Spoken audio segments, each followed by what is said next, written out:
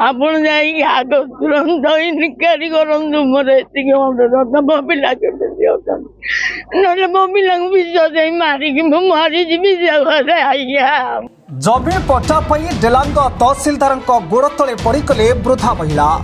କାନ୍ଦି କାନ୍ଦି ନିଜ ଗୁହାରି କଲେ ତହସିଲଦାର ମ୍ୟାଡାମଙ୍କୁ। ଗୋଡ଼ ତଳେ ପଡ଼ି ଜମି ପଟ୍ଟା ଯୋଗାଇ ଦେବାକୁ ଦାବି କରିଛନ୍ତି 70 ବର୍ଷୀୟ ବୃଦ୍ଧା। ଘଟଣାସ୍ଥଳରେ ଥିବା ପୋଲିସ ବା ମହିଳା ପୋଲିସ ମ୍ୟାଡାମଙ୍କ ଗୋଡ଼ ତଳେ ଉଠାଇବା ଘଟଣା ଆଜି ଡେଲାଙ୍ଗ ଅଞ୍ଚଳରେ ଚର୍ଚ୍ଚାର କେନ୍ଦ୍ରବିନ୍ଦୁ ପାଲଟିଛି। ଆଜି ଜାତୀୟ ଦଳିତ ମହାସଂଘ ପକ୍ଷରୁ ଶତାଧିକ ଭୂମିହୀନ ମହିଳା ପୁରୁଷ ଜମି ପଟ୍ଟା ଯୋଗାଇ ଦେବା ଦାବି କରି ଡେଲାଙ୍ଗ ତହସିଲ କାର୍ଯ୍ୟାଳୟ ସମ୍ମୁଖରେ ଧାରଣା ଦେଇଥିଲେ। ରାଜ୍ୟ ସରକାରଙ୍କ ବସୁନ୍ଧରା ଯୋଜନାରେ ଭୂମିହୀନମାନଙ୍କୁ ଜମି ପଟ୍ଟା ଯୋଗାଇ ଦେବା ପାଇଁ ପ୍ରତିଶ୍ରୁତି ଦେଇଥିବା ବେଳେ ଏଯାବତ୍ ସରକାରୀ ବାବୁମାନଙ୍କ ସଙ୍କୋଚ ମନୋଭାବ ନେଇ ଭୂମିହୀନମାନେ ପଟ୍ଟା ପାଇବାରେ ବଞ୍ଚିତ ହୋଇଛନ୍ତି।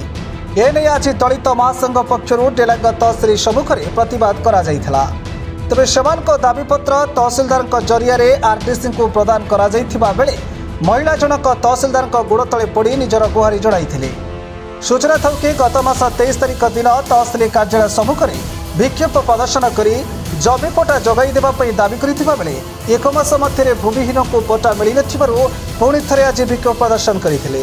ଦେଖନ୍ତୁ, ଆମେ जो गत मास 23 तारिख धारणा देइतुलु तहसिलदार को अवगत करितुलु जे ए मासर 23 तारिख सब तदंत प्रशासन करिया पई 23/10/24 आम डेलांग ब्लॉक प्राय 300 रु ऊर्ध्व भूमिहीन को निजे सर्वे करके दरखास्त तहसिलदार को देइथिलु एवं गोटे मास समय देइथिलु जे गोटे मास भितर आम देइथिबा दरखास्त अनुसार तदंत करी सेमानंकु जागा दिया जाऊ। किंतु गोटे मास भितर मात्र 25% तदंत होईछि। आउ जो बाकी गाँ गुड़िक रहिला से गुड़ी को जनवरी 26 तारिख सुधा तदंत करा जाऊ। जदि जनवरी 26 तारिख सुधा आम बाकी थिबा गाँ गुड़िक तदंत न करा जाए तेबे एक जिला व्यापी आंदोलन करा जिवो। टोटाल पुरी अखचक बंद करा जिवो एवं भुवनेश्वर पुरी जातीय राजपथ को अवरोध करा जिवार निष्पत्ति नेछु। राज्य जातीय दलित संघर राज्य सभापति विजय कुमार सेठी और राज्य संपादिका स्वर्णलता सेठी नेतृत्व में आज तहसिल कार्यालय सम्मुख में धारणा देते। Pipili Manoranjan Mahapatra report, metro TV Odisha.